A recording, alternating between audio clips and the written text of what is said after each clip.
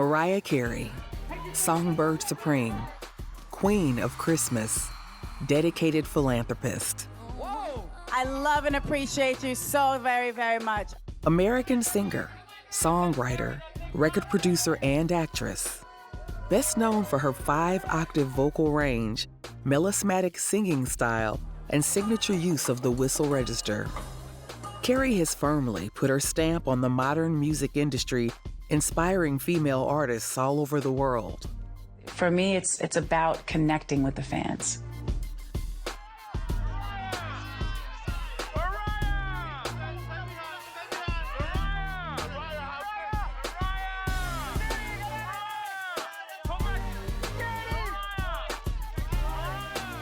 One, I think it starts with her talent. You know, she's absolutely amazing when she sings. And if you ever get a chance to be around her and to meet her, you just find out how much of an incredible person she is. Some of her prestigious awards include 5 Grammy Awards and numerous nominations, Billboard's Artists of the Decade, and the World Music Award for World's Best-Selling Female Artist of the Millennium. Yes. Thank you very much, everybody. I mean, you know, she deserves it so much. She's one of the most talented writers ever. And, you know, a lot of times people forget because she's, you know, solo but on 1 million records and she's one of the greatest singers ever. Despite facing adversity, Mariah continues to break record after record in the music industry.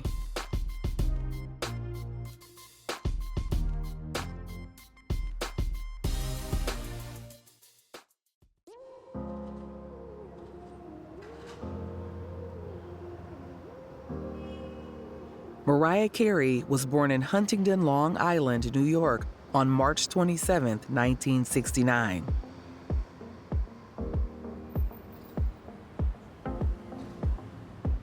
Her name was derived from the song They Call the Wind Maria, originally from the 1951 Broadway musical Paint Your Wagon.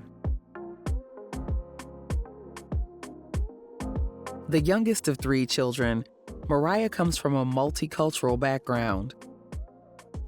Her mother, Patricia, is an Irish-American former opera singer and vocal coach. Carey's father, Alfred Roy Carey, was an aeronautical engineer of African-American and Afro-Venezuelan lineage. The Carey family were often victim to racial prejudice in Huntington, and they struggled to integrate with the community. On one occasion, their neighbors poisoned the family dog and set fire to the car. Mariah's early experiences had a long-lasting effect. Her parents divorced when Mariah was 3. She lived with her mother and brother, while her older sister lived with her father, with whom Mariah had very little contact. Her mother worked several jobs to support the family. Mariah started imitating her mother's operatic style at a very early age. Patricia never pushed her daughter into pursuing a career in classical opera, despite coaching her from the age of 4. Carey has since stated that while she fully respected opera, she felt that it didn't influence her own singing style.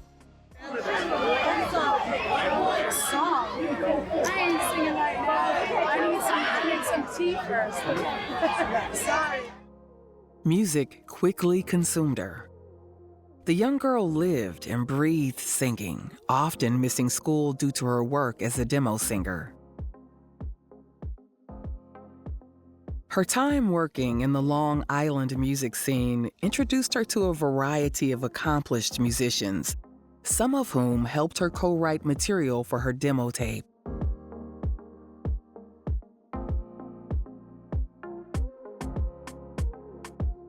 In the mid-'80s, Mariah made the big move to New York City. She worked multiple part-time jobs to pay her rent, as well as completing 500 hours of beauty school. The now young woman was not afraid of hard work. She remained firmly set on a career in music and therefore jumped at the opportunity to sing backup for Puerto Rican freestyle singer Brenda K. Starr. In December 1988, Mariah accompanied Starr to a CBS Record Executives Gala, where she handed her demo tape to the head of Columbia Records Tommy Mottola. After listening to the demo tape in the ride home, Mottola immediately asked the car to turn around, but Mariah had already left the event.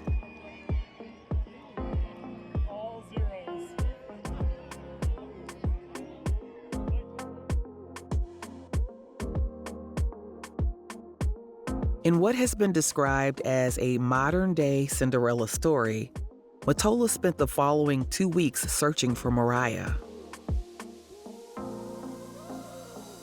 Outbidding other labels, he eventually signed Mariah to Columbia Records and enlisted a number of top producers to work with the rising star.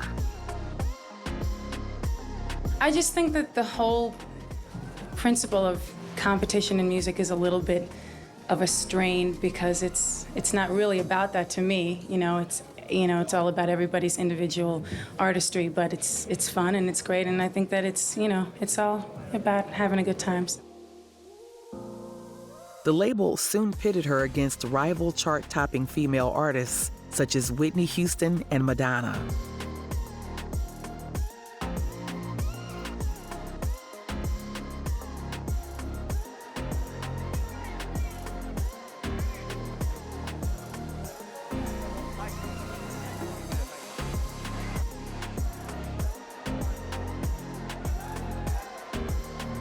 Without a moment to catch her breath, Mariah's new life in the world of music swiftly began.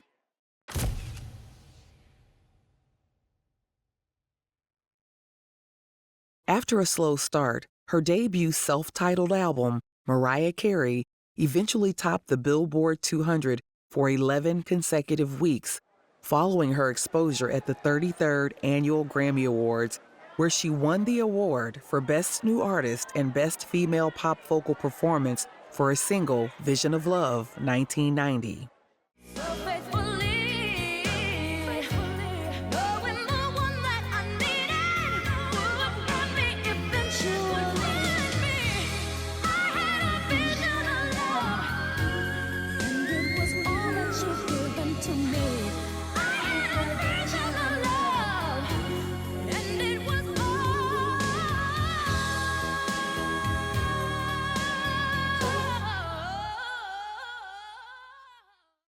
I don't know. I mean, I just think it's all about timing and someone coming out with great material and the public appreciating that.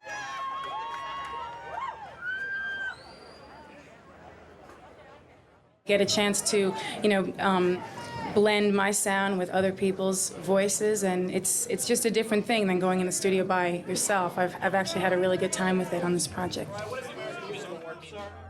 The album's singles, Vision of Love, Love Takes Time, Someday, and I Don't Wanna Cry, all topped the U.S. Billboard Hot 100, and the album Mariah Carey was the best-selling album in the U.S. in 1991 and sold over 15 million copies worldwide. It's supposed to be a representation of, the fans and the record-buying public, so it's to answer your question as well, it's an incredible feeling because you know that the public out there is responding to your music and to what you're doing, and you can't ask for anything more than that. That's what you dream about, when you get into this field. So. Mariah co-wrote, co-produced, and recorded her second studio album, Emotions, 1991, which was described as an homage to Motown soul music. Mariah employed Walter Afanasieff, Robert Clavilles, and David Cole to help with the creation of this new album. The title track and album's lead single became Mariah's 5th chart topper on the Billboard Hot 100. This made her the first artist to have their first 5 singles reach the chart's summit. In the single Emotions, she showcased her vocal talent and the ability to flutter her voice up and down an impressive 4 octaves.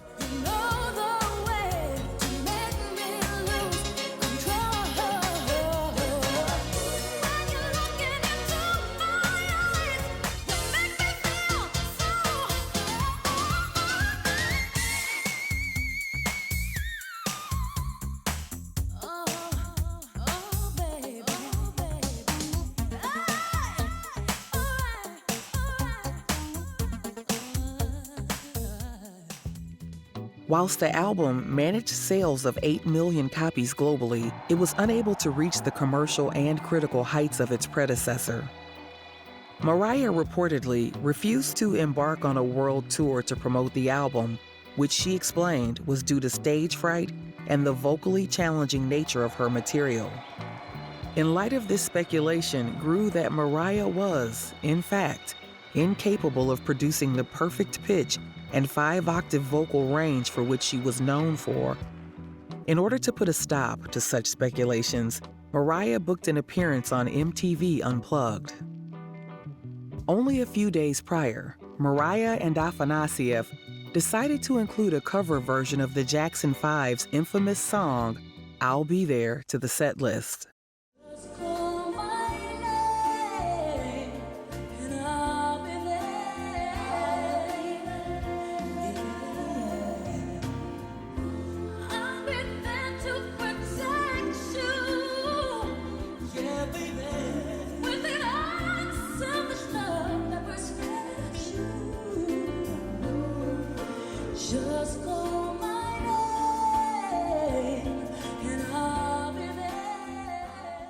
The risk paid off.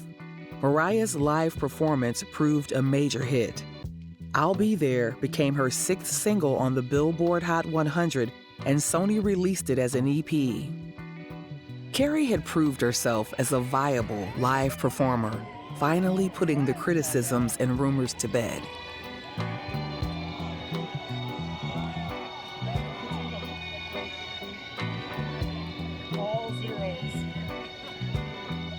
Following the less commercially successful album Emotions, her next album was to be marketed as adult contemporary and pop-friendly.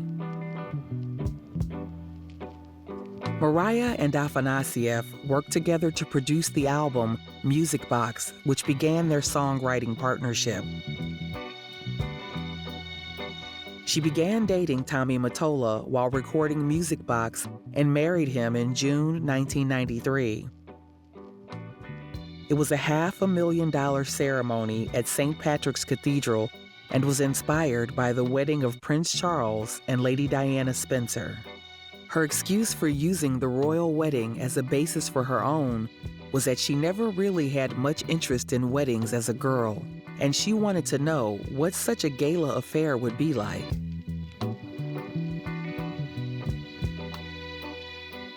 Carey's wedding dress had a 10-foot veil and a 27-foot train designed by Vera Wang. Wedding guests included Barbra Streisand, Bruce Springsteen, Ozzy Osbourne, among many more.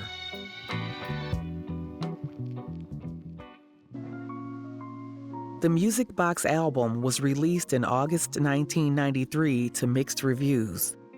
Critics labeled Mariah's songwriting as cliched, and her vocal performances were described as less emotive and lazier in their delivery. Despite the album's criticism, Music Box's second single, Hero, became her 8th chart topper in the United States and has been recognized as her signature song.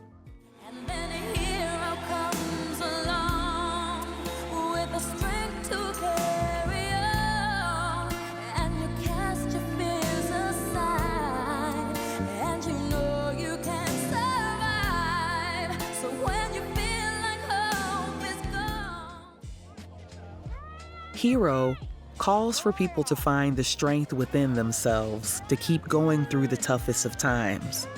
The song has consequently become a timeless ballad. For nearly 3 decades, Mariah has belted out this versatile and inspirational song to mark momentous occasions, including in the aftermath of the 9/11 terrorist attacks and at the inaugural ball for President Barack Obama in 2009.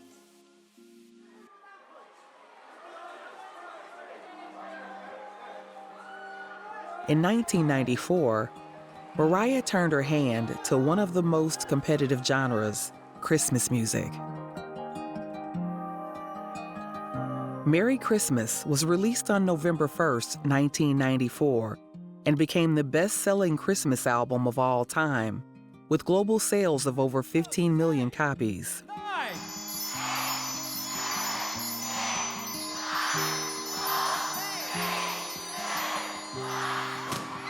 The lead single, All I Want for Christmas Is You, became an instant holiday classic.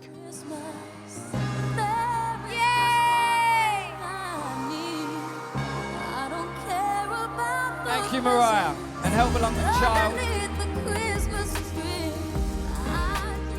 The single continues to surge in popularity every Christmas season, topping charts and capturing listeners from around the world nearly 30 years later.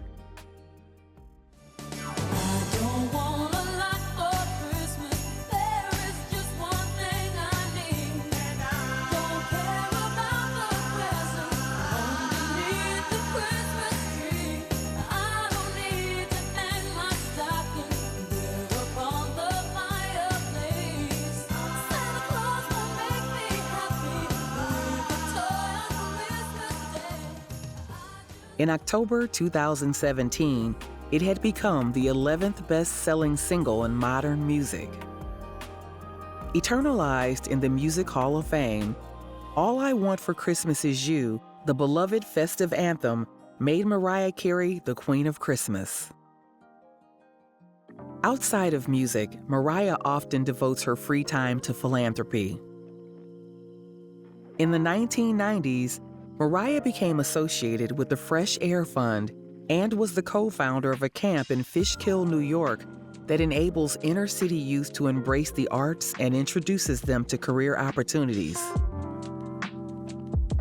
Well, you know, Mariah's done so much in the philanthropic world, and we wanted to recognize her for the work that she does for music in the schools in the United States, keeping music programs, because it really promotes a better academic achievement for kids who think abstractly, and music has been cut, and it's one of the first things that's always cut from educational curriculums, and she's fought really hard to keep music in the schools. And she also does a lot for AIDS research and AIDS education. She raises and donates a lot of money for that cause as well. So she's done a lot. We rarely hear about it because we're always hearing about her legendary career, and so it's nice that we chose her.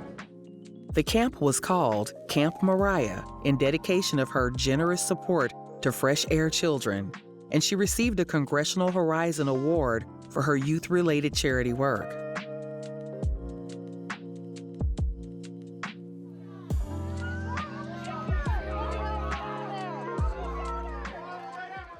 I'm here because it's a very important cause, and I wanted to come out to support it. And the MTV Awards are tonight, and that happened afterwards, and I was already committed to be here, and I felt it was really important that I come and stick by my commitment. And this is something that's more important than just hanging out, going to a party, and having fun. It's in order to benefit others. I have friends who are, you know, like huge singers, especially on the show that I do, Victorious. Like, we have a bunch of singers on our show, so a lot of them look up to her as like an idol. I mean, like, she's got the most amazing voice, and she's made amazing records. Her fifth studio album, Daydream, 1995, found her consolidating creative control over her career, which led to tensions with Columbia.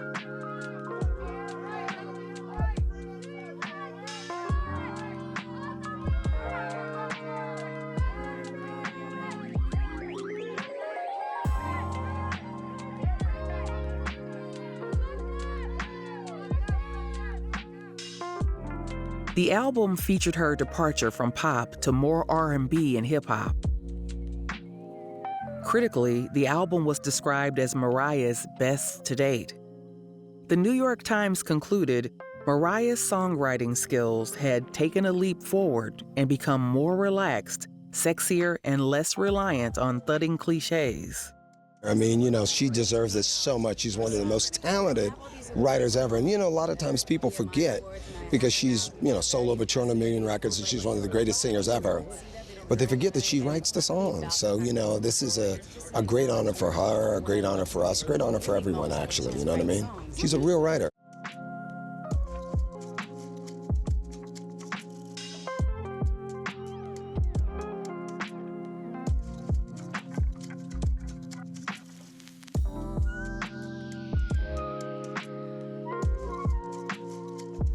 Mariah continued to incorporate heavy elements of hip-hop and R&B in her music. On her next album, Butterfly, she collaborated with multiple producers such as Sean Combs, Q-Tip, Missy Elliott and John Claude Oliver, and Samuel Barnes from Trackmasters.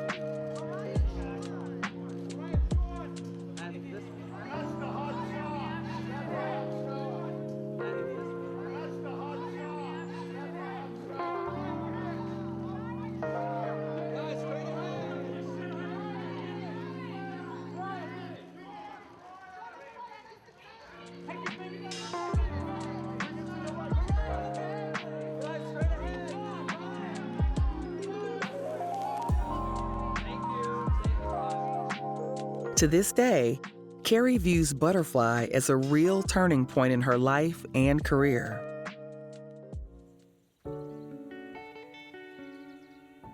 In mid-1997, after 4 years of marriage, Mariah separated from Tommy Mottola due to their growing creative differences in terms of her albums.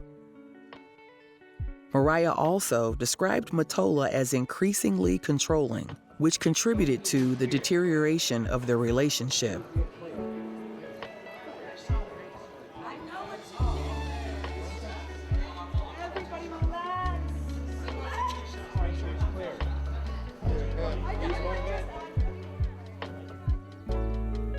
Mariah had one album left to fulfill her contract with Sony, which was still headed by her ex-husband, Tommy Mottola.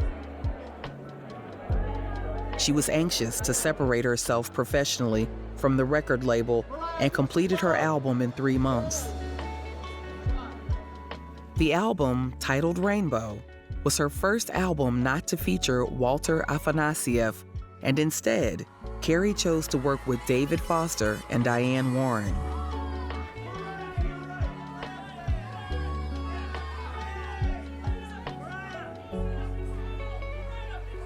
In 2000, Mariah received 2 huge awards for her record-breaking success: Billboard's Artist of the Decade Award and the World Music Award for Best-Selling Pop Female Artist of the Millennium.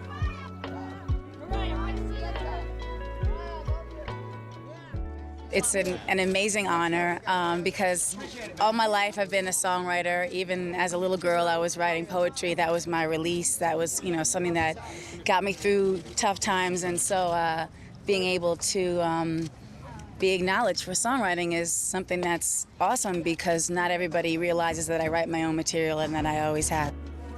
At a career high, the star decided to forge a new path for herself. She soon left Columbia Records and signed an unprecedented $100 million 5-album recording contract with Virgin Records in April 2001. Glitter, her first release with Virgin Records, was a complete musical departure from any of her previous albums, with Mariah given full conceptual and creative control over the project. It's very important to me, more than career-wise, in terms of my growth as a human being and as an artist. It's helped me in terms of studying and really helped me, and it's taken a while to get this project going, but finally we're on track, and I'm also writing and producing songs for the soundtrack. It's set in the 80s, but more than just one project. It's really helped me become a much freer individual, because before I was very blocked and very just uptight and nervous and just not dealing with a lot of the realities of my life. And so studying acting has helped me a lot. She's incredibly down to earth and very grounded, and just a really lovely person. She makes you very comfortable, and she really has no pretensions about her. She's an extremely nice person, a very real person. And, we were just working. We were making a film together, and she, it was lovely, I think he needs you. Okay. Aaron turned to me and said, well, Lee wasn't that difficult. So Mariah's Leah D. And the truth is, her character in the movie, struggled the way I think Mariah did when she was coming up through the ranks. It actually is not that far other than the town and some of the situations, but just working it out, gritting it out, and writing music and trying, trying to get people to hear your music, and just that whole thing is pretty similar, I think, to her background to a certain extent, so. However, in July of 2001, Mariah suffered a physical and emotional breakdown. She began posting a series of disturbing messages on her website and made a surprise appearance on Total Request Live, where she displayed erratic and worrying behavior. Mariah was eventually hospitalized, citing extreme exhaustion and a physical and emotional breakdown as the reason. She remained under her doctor's care for 2 weeks, followed by an extended absence from the public. The dress is Michael Kors, right? It's a little ensemble. Little being the operative word. And I thought it would accentuate the loose side award. Virgin Records and 20th Century Fox delayed the release of Glitter until September that year. In a world where proving yourself is everything. Hey, Billy, can you repeat that verse? Okay. They don't matter. They're just backup. One woman is about to get the chance. When the microphone comes, do something special. Mariah credited the project's poor performance on her state of mind during the time of its release.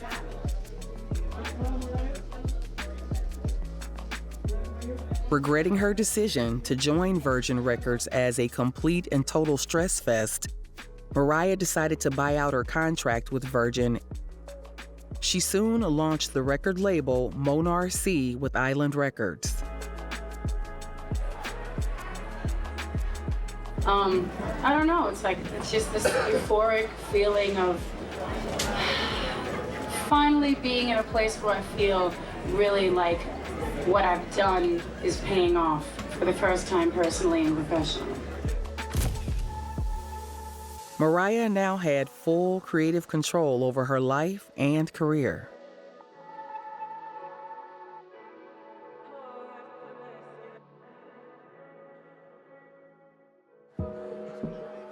Although the early 2000s were quiet for Mariah's music career, she released her 9th studio album, Charmbracelet, in 2002, which she thought marked a new lease on life for her.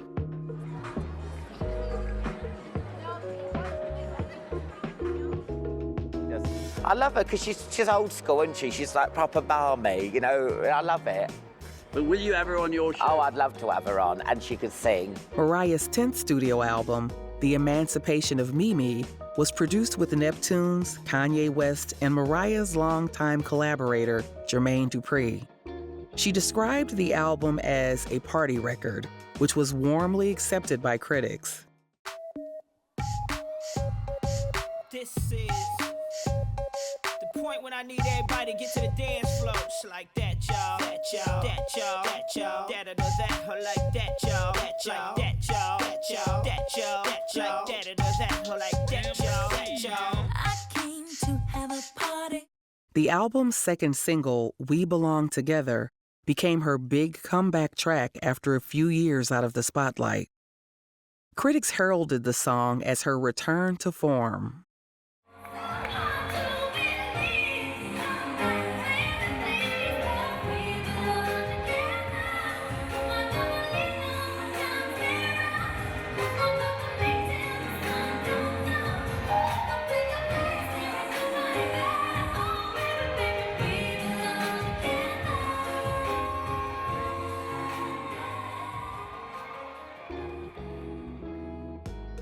The Emancipation of Mimi earned 10 Grammy Award nominations.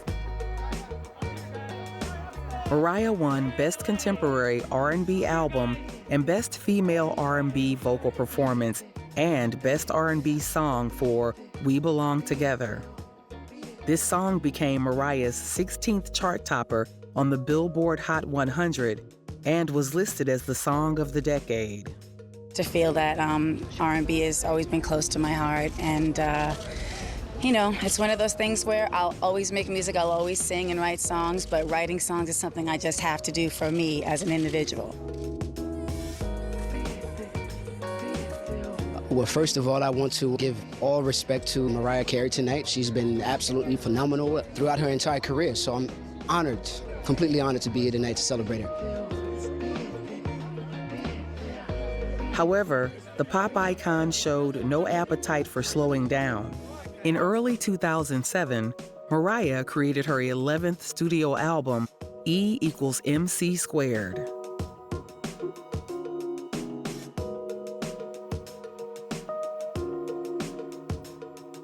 Emancipation being the last record that I did, Emancipation of Mimi, equals MC, which are my initials and what most people call me, to the second power. So it's kind of like this is part two of the moment of feeling emancipated and just having a great time and making music that I love. Touch My Body became her 18th #1 single, which made her the solo artist with the most #1 singles in United States history. pushing her past Elvis Presley into second place behind the Beatles. An astronomical achievement for the world's darling diva.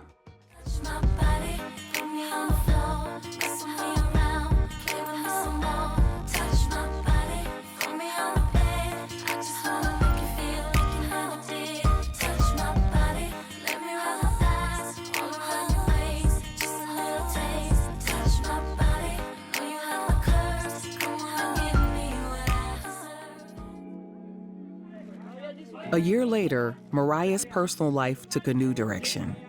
She began dating actor and comedian Nick Cannon, and they quickly got married on April 30th of that year in the Bahamas.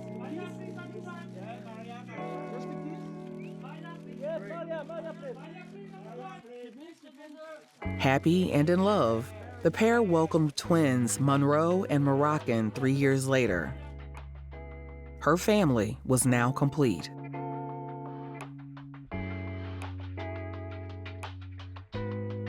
Despite balancing motherhood and music, Mariah became keen to pursue other talents and avenues.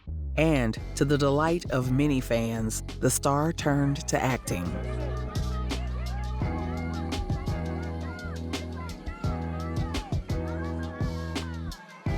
During 2009, Mariah appeared in Precious, the movie adaptation of the 1996 novel Push by Sapphire.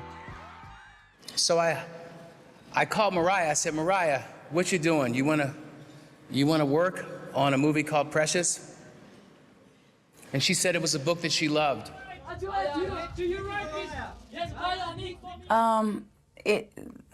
There are very intense themes to this film. And yes, I can not necessarily relate to, but I can understand and empathize with Precious and what she's been through, because I think we've all been through something similar on a certain level.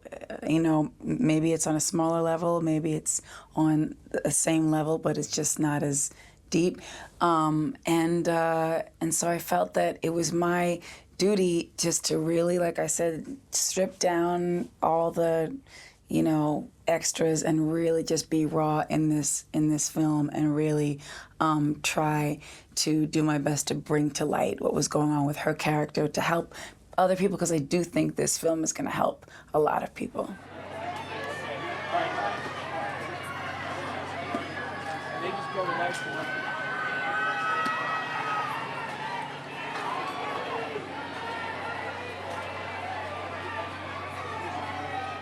A friend of mine named Rhonda gave me the book. We were on the beach, and she said, "You have to read this." She was reading it, and then she was crying the whole time. And she said, "If you don't read this, I'm going to kill you." And so, you know, I read the book. I cried my way through it, and then I read it again, and ever since then I've just been like, yeah, man, that book was incredible. Sapphire is a genius. And then Lee told me he got the rights to do the movie, and I think for years she's been saying no to people, and he's the perfect person to do this film, and I'm so excited and so happy that it's made into a film, and I hope that it can help as many people as possible, because I believe it will. The film received mostly positive reviews, with Mariah's performance described as pitch perfect. Just de-glamorous. It was like de-glamorized. Let me add some hideousness on top and sprinkle it through, and just ugly juice. You can drink some ugly juice. It was. Ugly juice, all right. Stop trying to act like you don't know how I act. Where are you going? I don't know. I'm taking you to beating you up.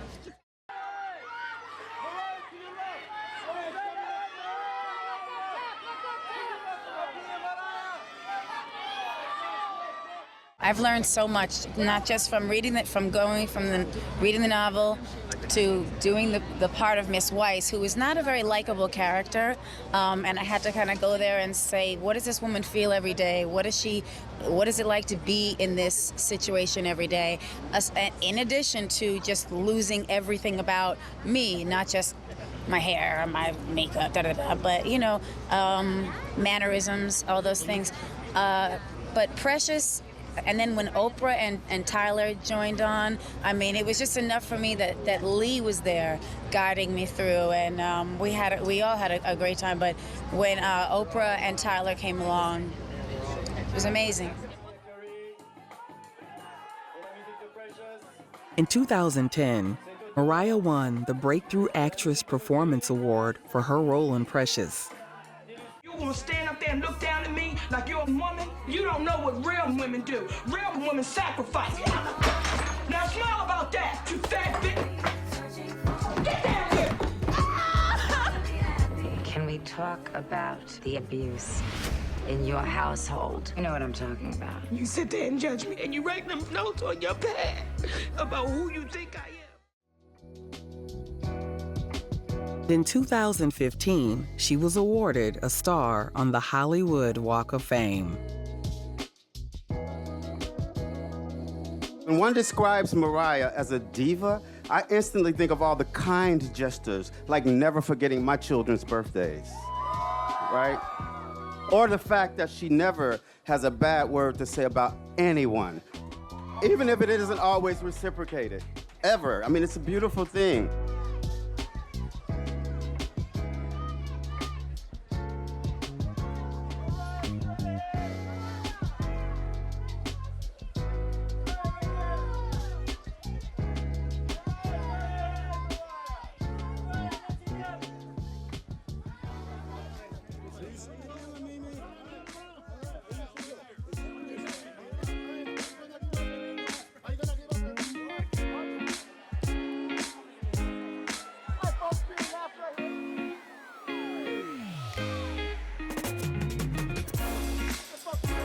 In 2014, Mariah's marriage to Nick Cannon came crashing down.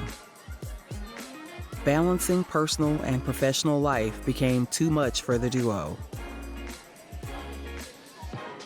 The famous couple split up amicably and later divorced in 2016. Both stars co-parent their beloved 2 children and remain on good terms.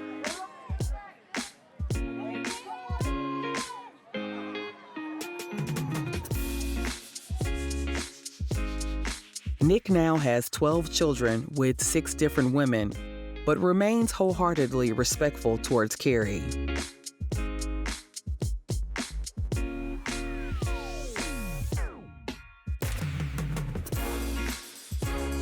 Mariah has also found new happiness with backup dancer Brian Tanaka, who seems devoted to the singer and her 2 children.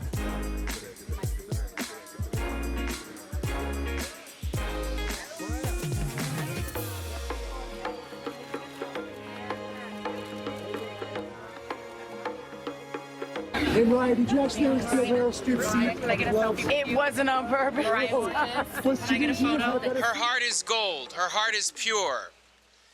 We've watched her in the media from the beginning. Her ups, her downs, we've lived them. We love her for them. She's with us. I speak to you as a personal friend. She's ride or die. Some critics have regarded Mariah as past her prime in recent years. Mariah's performance on Dick Clark's New Year's Rockin' Eve in 2016 went down in history for all the wrong reasons due to the performance train wreck after Mariah had a faulty earpiece. Both parties involved blamed each other for the performance. But mishaps aside, it is clear that the fairy tale is far from over. At 54 years of age, Mariah still sells out concert halls and stadiums, both in the U.S. and all over the globe, a sure sign of her ongoing popularity. Yeah, I love performing for the fans there. It's just, we're going to be at the O2, and it's really, I'm very excited. She has even spread her wings further into the film business, starring as the mayor of Gotham in the 2017 Lego Batman movie.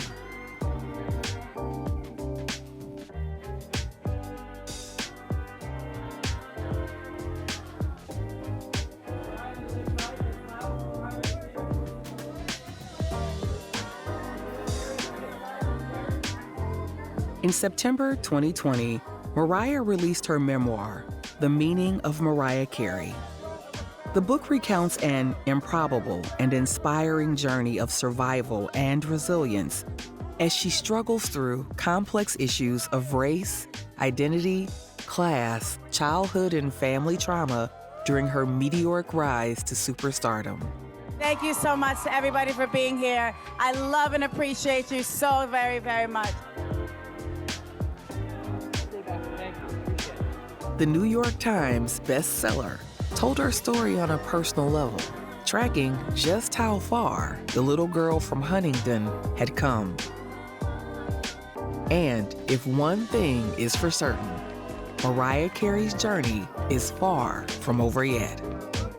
The music business has evolved and is so different now, but it's really, Billboard has a special significance for me as an artist, with all that I've been through and everything, and just the breaking different records and things like that. That's great, but being so close to the fans and knowing that this is really what the fans have made #1 long-lasting hit records is amazing.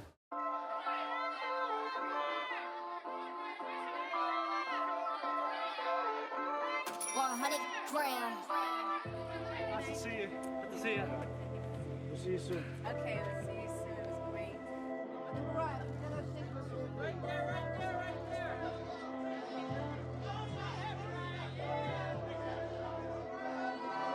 Mariah Carey was born to be a singer. Her God-given gift has crossed borders, oceans, and time zones, inspiring millions of listeners for over 3 decades. Her career has shattered the glass ceiling over and over again.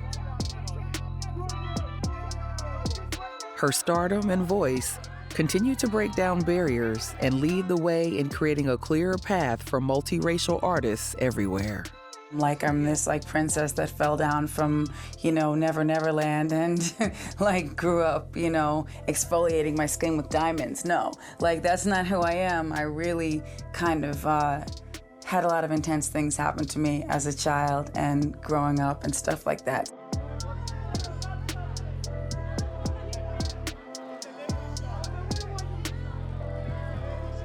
From the neighborhoods of Huntington to the world stage, Mariah Carey has conquered the hearts of millions. The song Bird Supreme will forever be a centerpiece in the Music Hall of Fame.